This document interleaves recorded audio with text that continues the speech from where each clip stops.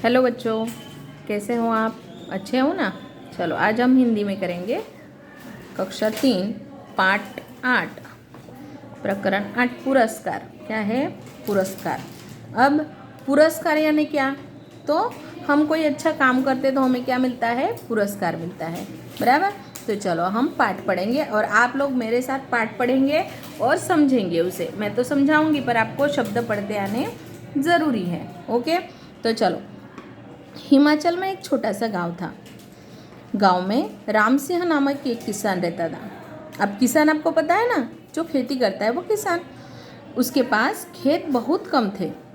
अब सबके पास तो खेत होते नहीं है, पर जिनके पास खेत होते हैं उन्हें किसान कहते हैं। पर ये जो किसान था ना, राम सिंह नामक, इसके पास खेत था वो कम था।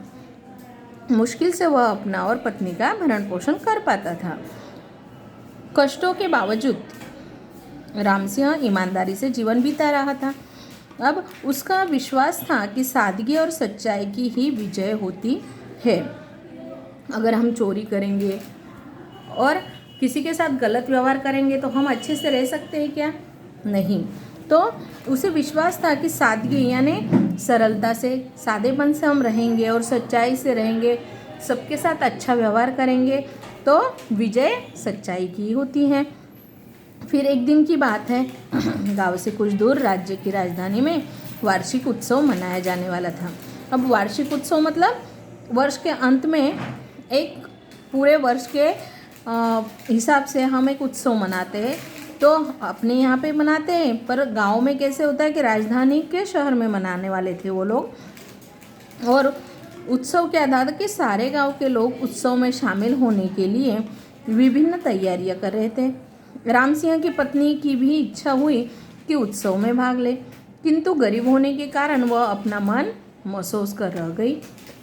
मतलब अबे हमें कहीं पे जाना है और हमारे पास अच्छे कपड़े नहीं होते हैं तो हमारा क्या होता है कि मन नाराज़ हो जाता है और हम वहाँ पे नहीं जा सकते, क्योंकि सब तो वहाँ पे अच्छी सी तैयारी में आएंगे, अच्छे तैयार होके आएंगे और हमारे पास तो कपड़े ही नहीं है।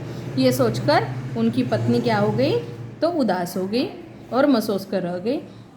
पत्नी को उदास देखकर राम सिंह ने कारण पूछा। वह बोली, गांव के लोग राजधानी जाने की तैयारी में जी जान से जुटे हैं। वे वहां जाकर राजा के दर्शन भी करेंगे। सुना है कि राजा पारसमणि होता है। अब देखो, अब कोई बातें हम लोगों को कोई कहता है ना तो हमारा उस पर विश्वास हो जाता है। अब सबने ऐसे कहा कि राजा पारसमणि होता है। अब पारसमणि क्या है? तो पारसमणि यानी ऐसा एक पत्थर होता है कि जिसे लोखंड को लगाएंगे ना, लोहे की वस्तु को लगाएंगे तो उसका सोना बनता है। ओके, तो उसने ऐसे सुना था कि राजा पारसमणि है और अगर हम उसे छू लेते हैं तो जिस धातु को छू लेगा तो वो सोने का बन जाएगा। तो उसने क्या किया, देखो, जो भी धातु उससे छू जाती है वह तत्काल सोना बन जाती है। ये पारसमणि की विशेषता है। पर उसने क्या सोचा कि राजा पारसमणि है, यदि किसी तरह हम भी राजा के पैर से कोई धातु का बर्तन छुआ देते तो कितना अच्छा होता। अब देखो, वो गरीब थे इसलिए उनकी सोच कैसे हुई कि राजा पारसमणि है, अगर मैं कोई धातु की वस्तु लेके जाऊँ और उनको प्रणाम करते समय उनके पैरों को छू दूँ तो वह वस्तु सोने की हो जाएगी। तो पत्नी की बात सुनकर राम सिंह के मन ही मन बहुत प्रसन्न हुआ। अब पत्नी की बात सुनकर राम सिंह को भी लगा, अरे हाँ, ये तो सच बात है। फिर एक क्षण वह चुप रहा, लेकिन फिर मुस्कुरा कर बोला, बात तो मैंने भी सुनी है, लेकिन हमारे पास तो लोहे के एक फूटे तवे के अलावा कोई धातु का बर्तन ही नहीं है।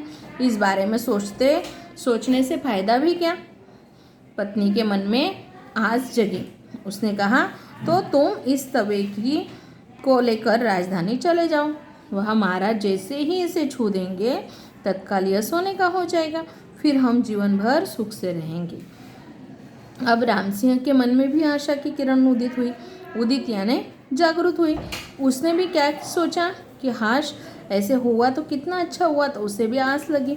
फिर उसे लगा कि फूटा हुआ तवा सोने का हो गया है। अब क्या था? वह तरह तरह के विचारों और कल्पनाओं में खो गया। अब हम क्या करते हैं कि कोई बात होने वाली है, यह हमारे सोच में होता है, तभी हम उसमें ख्याल बनाने लगते हैं, कल्पनाएं करने लगते हैं कि सोने का हो जाएगा, मेरे पास ऐसे पैसे आएंगे, मैं इतना खुश हो जाऊंगा, मैं सुखी हो जाऊंगा।